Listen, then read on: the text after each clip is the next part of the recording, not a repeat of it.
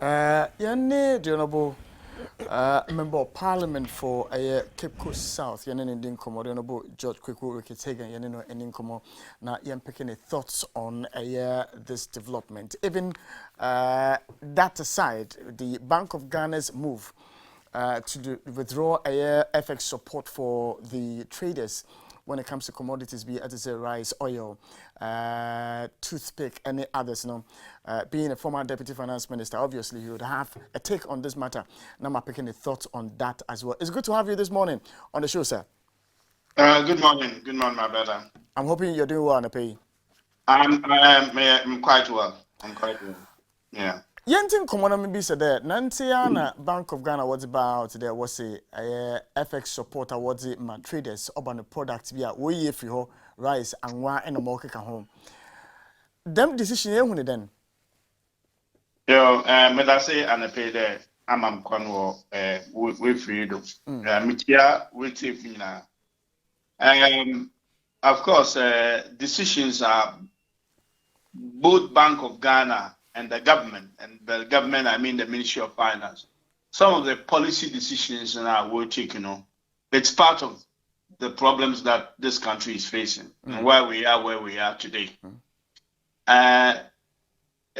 Decisions, baby, since the so-called pandemic and Russia-Ukraine war, issues. I mean, there are a lot of decisions being taken by Bank of Ghana. I am more of a knee-jerk reaction.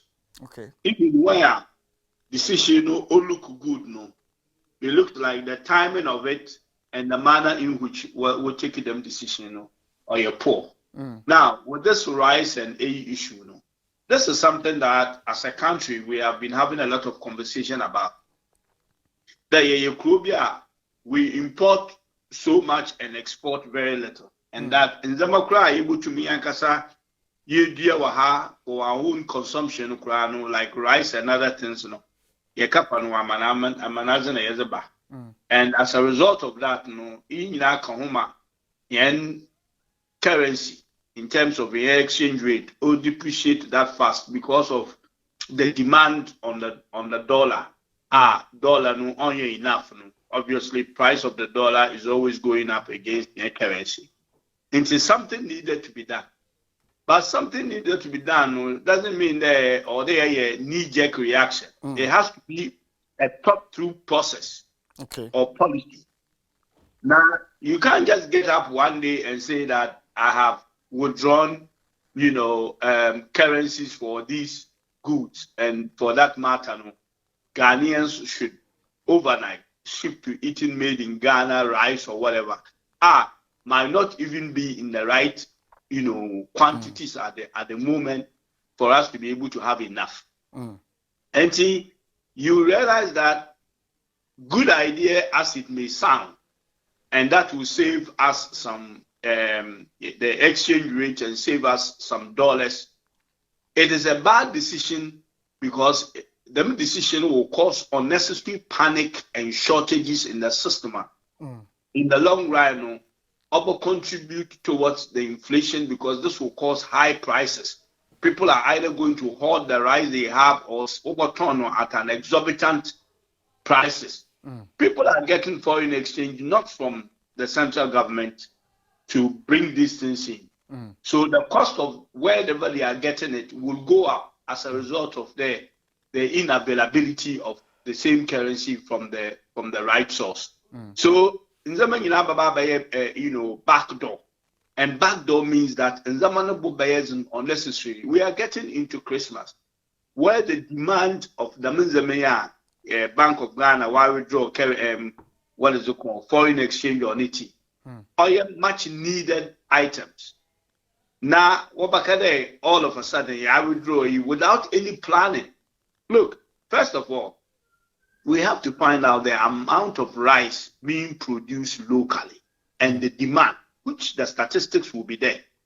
And then work out a plan on how, over a period of time, you will stop importation of rice. Now you make sure the local production are adequate to fill the gap and meet the demands of our people.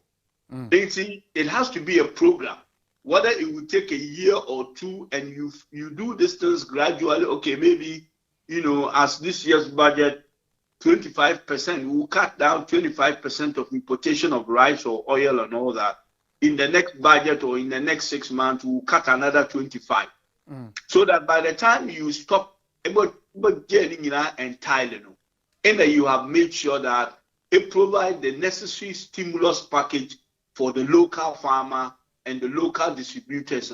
Will provide enough rice and oil and all these things to meet the demands of our people. To do it the way they have done it, it's going to worsen the already Ghana hardships faces here, and leading to Christmas. It's a bad decision by the what is it called, monetary policy makers, being the central bank. Yeah, wakado na importation doors, but anya to be an imports driven country, is it wrong? Well, it is wrong in a sense that when there are certain things that one can say but you may produce may save foreign currency now. Not that means you are bringing them into the country. I know you are embarking on a wrong policy. Because at the end of the day, news on the where the city depreciates so much against the dollar, because demand always sitting or you're quite high. And it's high for certain things we shouldn't even demand dollars for. And that those things will be able to be produced. But the policies, by the policy makers, we make sure that we are able to do those import substitution, which Ghana as a country, we have not been able to. But you're moving on to other matters. One has to do with the NIA's hint that they are ready if the Electoral Commission decides per the CI to use only the Ghana card as a sole document for registration and what for when I wait 18 years since you register. One position then as minority and I want sample. I think the position is clear by us in the minority or the NDC that Ghana card cannot be the sole aid for election 2024, and that it doesn't look like the authority, and that authority, I mean the National Identification Authority, will be able to keep up with the number of Ghana cards that are needed for us to be able to. What projection are we? What's they have to register 19 million people? As we speak, I hear they claim they have registered 17.5 million people. Okay, so if they have registered 17.5 million people, it means that 1.7 million, almost 2 million people have not been registered. And looking at the time that why them registration says here, it doesn't look clear whether they will be able to achieve that. Now, even come to those who they claim they have registered, the 17.3 million they claim they have registered. 16, according to them, 16.7 of them have their cards printed. It doesn't mean there was more cards they have been printed. So that leaves you, even with those registered, about 600,000 people don't have their cards printed. Now, when you come further down to the 16.7 million of us who are print one card, they claim that they have only issued 16 million of those cards, which means that even that, with those printed cards, they have not issued about 700,000 of those cards. When you put it all together, as we speak, it means that about 3 million people are disenfranchised at the moment, that if you ever call elections in that, and based on Ghana card, about 3 million people, 3 million, considering that a country, elections can be won with even about 40,000 votes, if you remember President Nelson's time with Nana Akufo-Addo. That 40,000 can make a difference in who becomes the president. 3 million is a colossal amount of, number of people one register, and then they claim they are going to be ready. It's all this government mostly is about talking about inaction. And for me, there should be a rethink of this whole idea of forcing the Ghana card. Look, Ghana card is a good idea. It will help in so many things, not only in election. It will help us in planning for the country. It will help us to know who are Ghanaians and who are living here. It will help us in our banking sector. A lot of things that we do in this country, we live in an electronic age.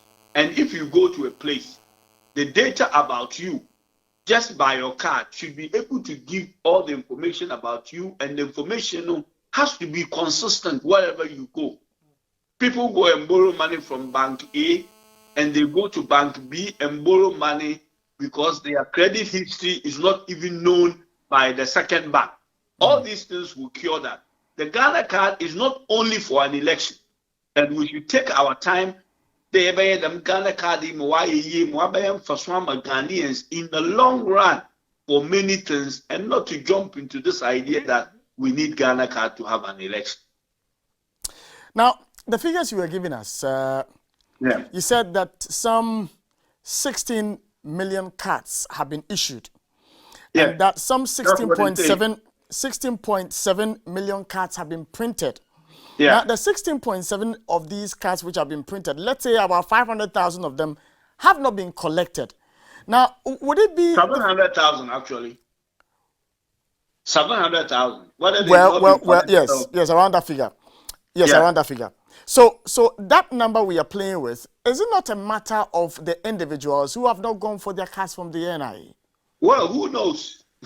Who really knows? I mean, can the authority come and tell us that the following cards are ready, but the owners or the recipient or the beneficiaries of this card, no, they have not come to collect the card.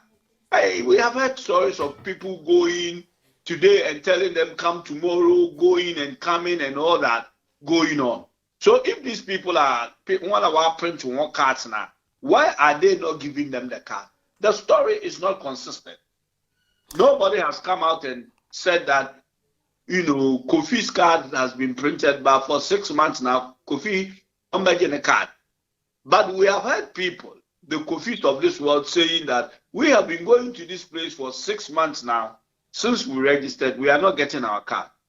The system is not working well. Something is wrong. And therefore, maybe use such an inefficient system that in the end will disenfranchise Ghanaians their right to vote for who should lead them. The initial conversation when we spoke about Ghana card was that it was going to be an instant issuance system. And you have described... That has obviously failed. But you say? Listen, that has obviously failed. Well, and you are describing a failed system to Name viewers, Name listeners in Yina. And as a member of parliament, I represent your parliament. Are you interested in the fact that this system, which is supposed to be an instant one, has backlogs? Yep, of course. And I'm sure that you have heard us on several occasions, having this argument that, look, the Ghana card, look, for me, the rush in the Ghana card is actually unnecessary. But the importance of the Ghana card is extremely important for our lives going forward, especially in this technology age.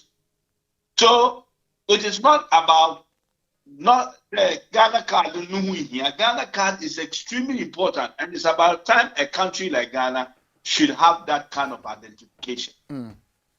A corner world was a rush there, as if the card is just meant for elections. And therefore, you put unnecessary pressure in a system that is not efficient, in something that they tell us will become an instant, and over a year, people have not gotten their card. It's not instant.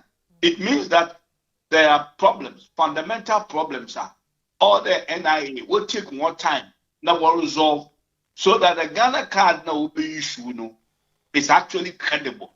And that as a nation, we can rely on the Ghana card, that if you are holding a Ghana card, you are actually the person holding the card, and that every data about you by an instant of your card, will be able to know pretty much everything that the government needs to know to be able to plan the development of the country. It is not, we shouldn't make it an election item. The Ghana card is for election. That is where we are getting it wrong. That's where the NIA is putting unnecessary pressure on itself. Look, Ghana card will be a continuous process forever. As long as Ghanaians are being born, even they hope that at some age we'll start to register at the age of 6 or something. These are all good. It is the process and the speed with which they are trying to do this, which will become a security issue. Ghana card will become a security issue. And it should not be rushed through just for an election. That's where the government is. That's where the NIA, and I think the executive secretary is making some utterances that in the end is putting undue pressure on he himself. Open yazi see how they maybe say that and you see a electoral commission odibaya dem close or shemino. What's my update kakra? Okay, then.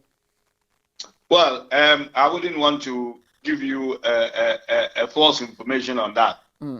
So as we speak right now, I cannot give you any confirmed update on that.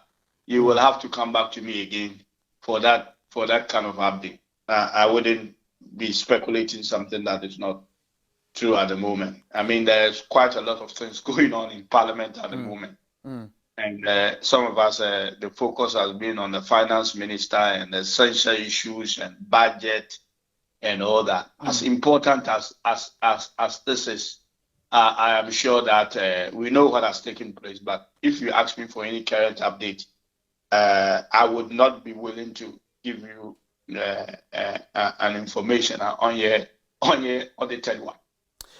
Would we see Mr. Kanefuriata read the budget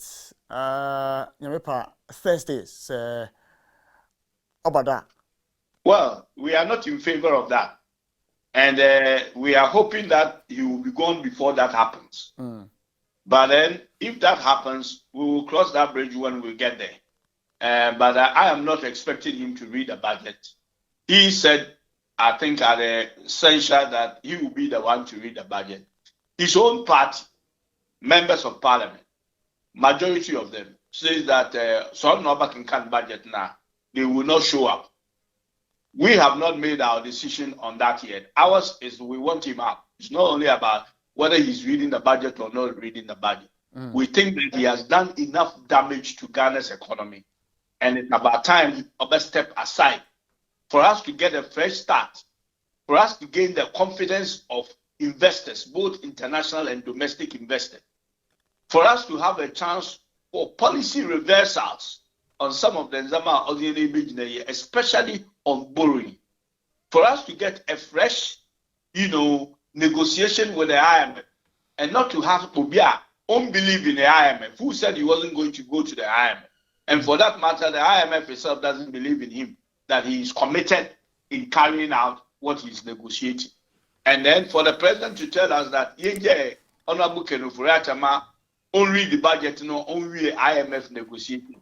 I don't think anybody is going to believe in that. If the IMF are negotiating with you, now when you're there, you are not likely to be the one to implement it.